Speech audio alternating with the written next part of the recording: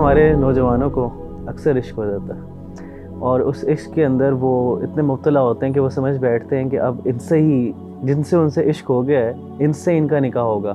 اور کافی جد و جہد کے بعد بھی اگر ان کو عشق نہیں مل رہا، وہ پیار نہیں مل رہا، جس میں وہ ایٹ دی اینڈ نکاح نہیں ہو رہا اس کا، اور نکاح نہیں ہوتا اکثر، تو جب اس کے بعد ایک درد اور تکلیف انسان گزرتا ہے، بڑی مشکلات بھی اس میں آتی ہیں، اور انسان کی زندگی کا تصور بھی چینج ہو جاتا ہے.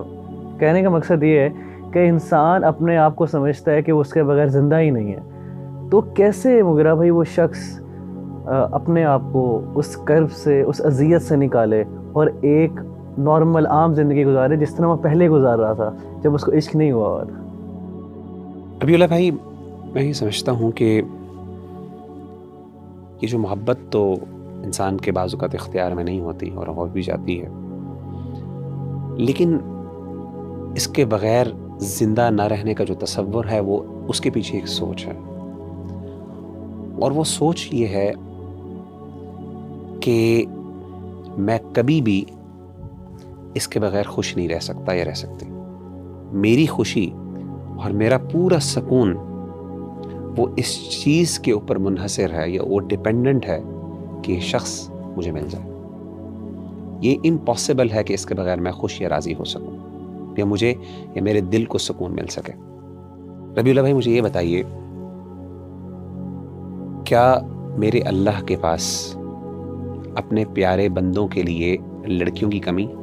بالکل نہیں. ایک اور چیز میں آپ سے سوال پوچھتا ہوں، کیا میرے رب کے پاس اپنی پیاری بندیوں کے لیے لڑکوں کی کمی؟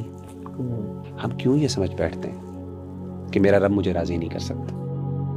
میں کیوں یہ سمجھ بیٹھتا ہوں کہ میرا رب مجھے خوش نہیں کر سکتا؟ میری کیوں خوشی اسی شخص کے ساتھ معلق ہے؟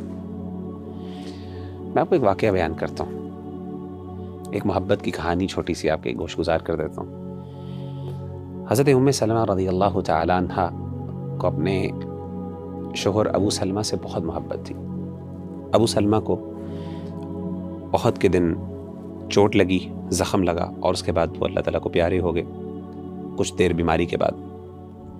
تو اللہ کے رسول صلی اللہ علیہ وسلم ان کی عیادت کرنے آیا کرتے تھے، اور جب اللہ کے رسول صلی اللہ علیہ وسلم کو یہ پتہ چلا کہ ابو سلمہ دنیا سے رخصت ہو گئے ہیں، تو آپ نے حضرت ام سلمہ کو ایک دعا سکھائی اور کہا، آپ یہ کہیں انا للہ و انا الیہ راجعون، کہ ہم سب اللہ کے ہیں اور اسی کی طرف ہم نے لوٹ کے جانا ہے.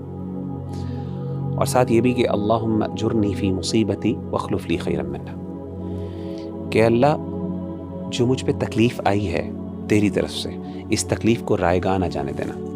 کیا مطلب ہے؟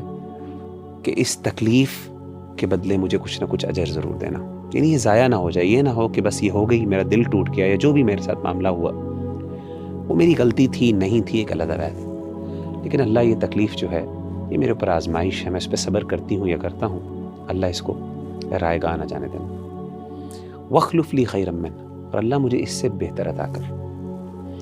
ابو سلمہ اور ام سلمہ کی آپس میں بہت محبت تھی، اور ان کا واقعہ جو ہے ہجرت کا وہ ذرا پڑھیں تو انسان کو اندازہ ہوتا ہے، بڑا دردناک واقعہ ہے ان کا جو فیملی میں آپس میں جو انہوں نے آزمائش جھیلی دین کی خاطر، وہ ذرا دل ہلا دینے والا واقعہ، وہ ذرا پڑھنے والا. تو حضرت ام سلمہ کہتی ہیں کہ میں یہ سوچا کرتی تھی، یہ دعا تو میں نے پڑھ لی کہ اللہ مجھے اس سے بہتر عطا کرے. کہتی مجھے یہ سمجھ نہیں آتی تھی، یعنی میرے دل میں جو ابو سلمہ کے لیے محبت تھی وہ کون شخص لے سکتا ہے؟ کہتے مجھے یہ بات ہضم نہیں ہوتی تھی، مجھے سمجھ نہیں آتی تھی کہ کون ابو سلمہ سے میرے لیے بہتر ہو سکتا ہے. انسان بھی یہ سمجھتا ہے محبت اور عشق میں کہ اس بندے کی جگہ کون لے سکتا ہے، اس سے بہتر کون ہو سکتا ہے. اصل میں یہی سوال ہے. تو کہتے لیکن میں پھر بھی اس پر اعتماد کرتے ہوئے، توکل کرتے ہوئے دعا پڑھ لیتی، اللہ مجھے بہتر عطا کر. میرے نبی نے کہا کہ مجھے بہتر مل سکتا، میرا رب کہتا ہے کہ تجھے بہتر مل سکتا. مختلف رشتے آئے، سیدنا ابو بکر کے آئے، بڑے لوگوں کے رشتے آئے، نہیں مطمئن ہوئی، یہاں تک کہ اللہ کے رسول صلی اللہ علیہ وسلم کا رشتہ آ گیا. جب اللہ کے رسول صلی اللہ علیہ وسلم سے آپ کی شادی ہوئی ام سلمہ کی، کہتی ہیں سبحان اللہ، مجھے اندازہ ہوا کہ واقعی میرے رب کو پتہ ہے کہ مجھے اس سے زیادہ خوشی مل سکتی ہے اور مجھے ملی. تو اصل بات یہ ہے کہ یہ جو سمجھنا کہ میرا رب مجھے راضی نہیں کر سکتا، میں سمجھتا ہوں کہ یہ ہم نے اللہ کی محبت کو اور اللہ تعالیٰ کی قدرت کو پھر سمجھا ہی نہیں. انسان کو دعا کرنی چاہیے، جیسے استخارہ کے آخر میں آتا ہے نا، اللہم ردنی بھی، اللہ فیصلہ تو کر لے، میں تیرے اختیار میں دے دیتا ہوں، یہ دے دیتی ہوں، لیکن اللہ پھر میرے دل کو بھی ٹھنڈا کر، میرے دل کو راضی کر دے. تو یہ اللہ سے دعا مانگنی چاہیے، انشاءاللہ اللہ تعالیٰ بہتر عطا کر دے گا. اللہ پہ ٹرسٹ کرے انسان.